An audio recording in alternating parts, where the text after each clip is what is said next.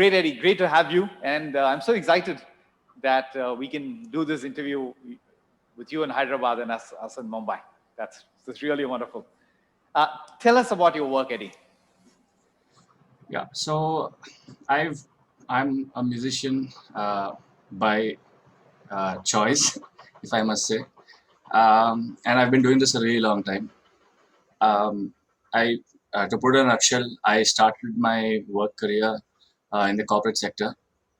I worked with some big companies like HSBC and G Money, um, and a few to name.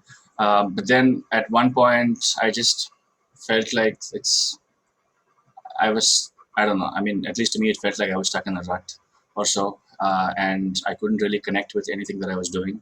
And I realized that God has sort of given me a talent, and I've been into music since I was a kid, since I was, I don't know, what, 12, 14 years old or so. And I decided that maybe I should do something about this. And I just, came out of the whole corporate sector and I got into music.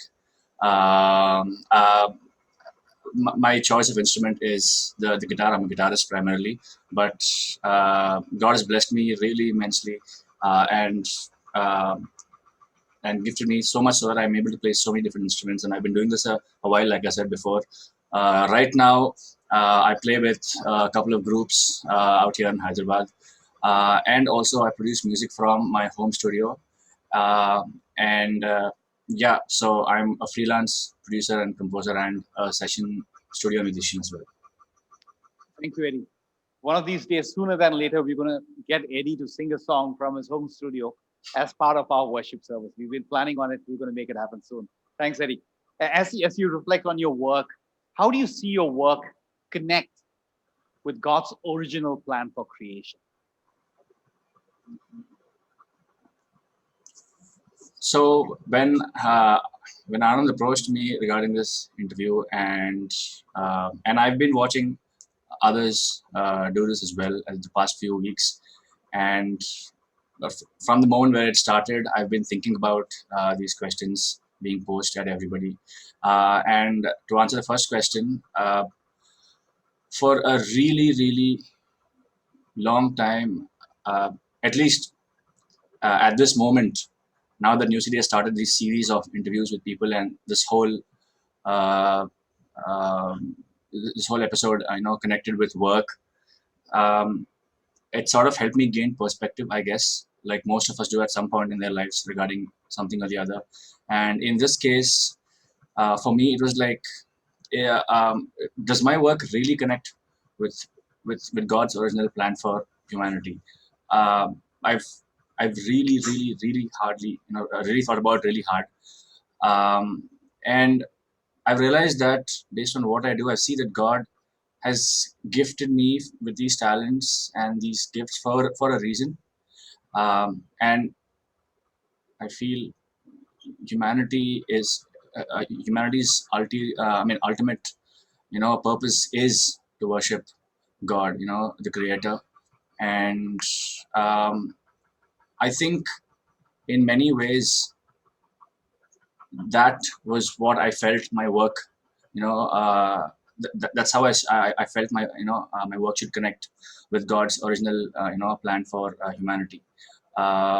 Since I'm a musician, I think it becomes even more clear for me in terms of worshiping God as a musician or even as a person, and yeah. So I think that's that. I hope that makes sense. Yeah, it does, Eddie. Thank you. Thank you. Music brings joy to people's hearts, and anything that brings joy to people's hearts brings joy to God's heart. So whether it's church music, whether it's non-church music, there's really no divide in that sense. Um, and anything that brings joy to the heart of God is worship, and music does that. Thanks, Eddie. Thanks for sharing that. And again, as you reflect on your work, how, how do you see your own brokenness and the brokenness of this world? How does your work make you aware of your own brokenness and the brokenness of the world around you?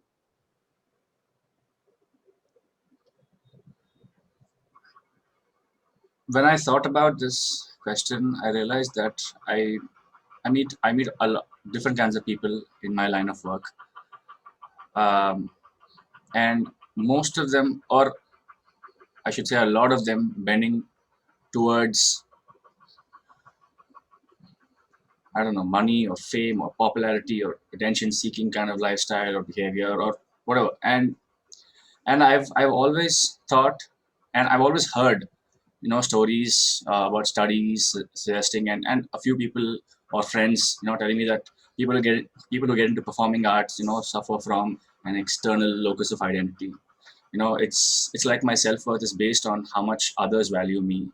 And I mean, in many times I've always thought of it like maybe it had something to do with a lot of my unmet childhood needs, or I don't know, growing up not having a father to look up to, or not seeing a loving or an intimate relationship between my parents, or things like that. But then I realized that as I see the brokenness in the world around me, I realized over the years that it has sort of been growing inside me for a long time, and and I've seen that I sort of tend towards looking for value that comes from other people, looking for acceptance from other people, looking for okay, you know what, Eddie, you are awesome, dude. Like you're great. Like, unless, I mean, there were many points where I was looking for opportunities where people would say that to me, where people would lift me up or praise me up, and I realized that uh, that is what is broken inside of me. The fact that I want that, the fact that I'm looking towards people's appreciation or people's approval, to be more precise. Um, and that has been on my mind for a really, really long time. And honestly speaking, it's really difficult to break out of it. And that's the truth. Thanks, Eddie. Thank you for being honest. You really touched upon some really deep issues that I think every one of us in Christ have to work through. So what you talked about is, in a sense, the shadow salvation that we all seek, and it's even more aggravated, I guess, if you're in the performing arts. Yeah, thanks for sharing that. Um, but we have good news. We have these struggles; they're very real. We don't want to trivialize it. We don't want to minimize it. But we also have a great hope. How is the gospel, the good news of who Jesus is and what He's done for us? How is that making you a better worker?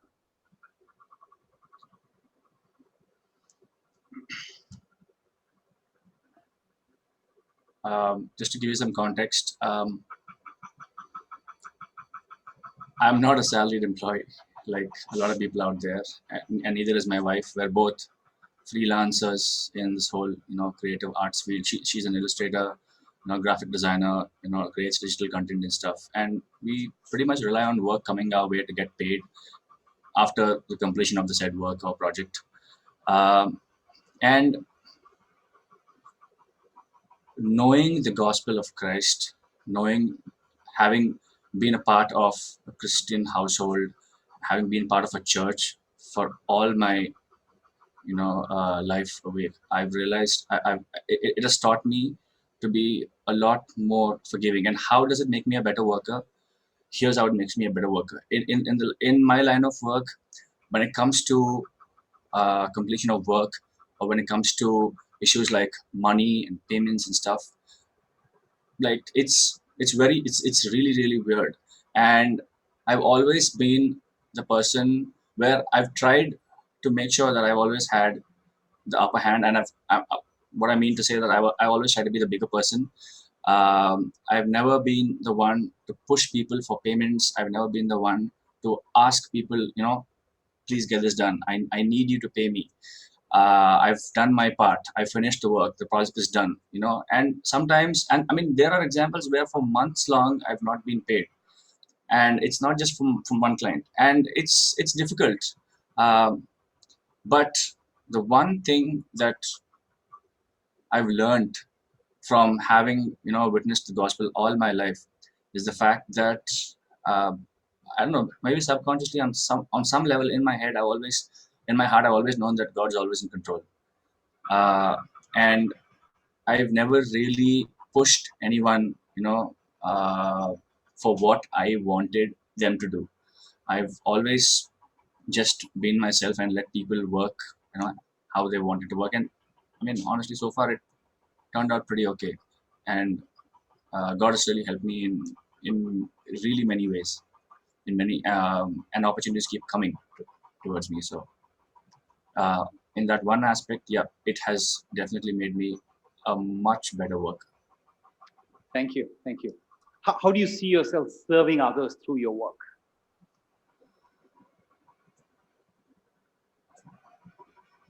I'm going to be honest, I really haven't thought about that. Josh, It's um, every bit of music you produce, I'm sure is serving people. So thank you. Yeah. yeah, yes, I mean, yeah, I definitely agree with you with you there, Anand. But for yeah, I mean, I've had this. I think I've mentioned this to you as well before when I sometime back when we spoke in person. That is something I really want to do. I wanted to be that one person who I want to be the person who sort of uses my talents and my gifts to help people get closer to God in whichever way. Thank you. The last question, perhaps the most difficult one in all these interviews. How do you see your work being relevant when Christ comes again and we're all in the new heavens and the new earth, and the world's perfect once again? How do you see your work fit in that new world we are all waiting for? Yeah, I guess this is one question a lot of people ponder about. I guess I've wondered too as to what Christ's new perfect world is going to be like. What are the entities that are going to exist in that world? Um, I mean, I'm sure at some point we've all drawn comparisons between the world we live in and the perfect world that is going to, start after Christ's return.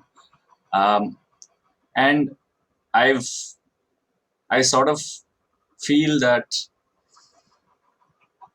um, as a musician, as someone uh,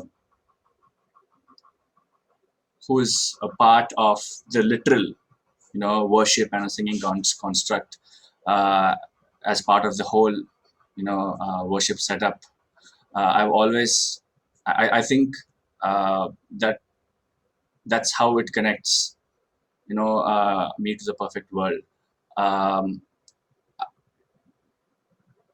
I, I'm at loss of words to explain it exactly, uh, but um, I remember from about 2 weeks back, I think so, from Ben's interview where where he spoke about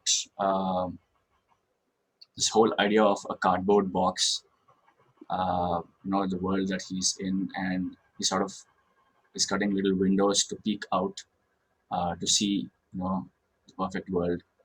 Um, at this moment, right now, maybe I'm failing to see how my work connects, to our longing for the perfect world that Christ will bring when He comes again. But I'm sure that on some level, uh, what I'm doing right now will lead me there. Absolutely. Yeah. Great. Thank you, Eddie. Thank you. Thank you for being so honest. I know everyone here enjoyed the interview, and I'm sure we're going to get you to sing sooner than later. As Eddie was answering the last question, I was thinking, what if I have to interview a doctor? They're going to be absolutely jobless in the world to come. But music, I know there's going to be music in eternity, and we're going to enjoy the giftings and talents that God's given to people like you. Thank you, Eddie. Thank you.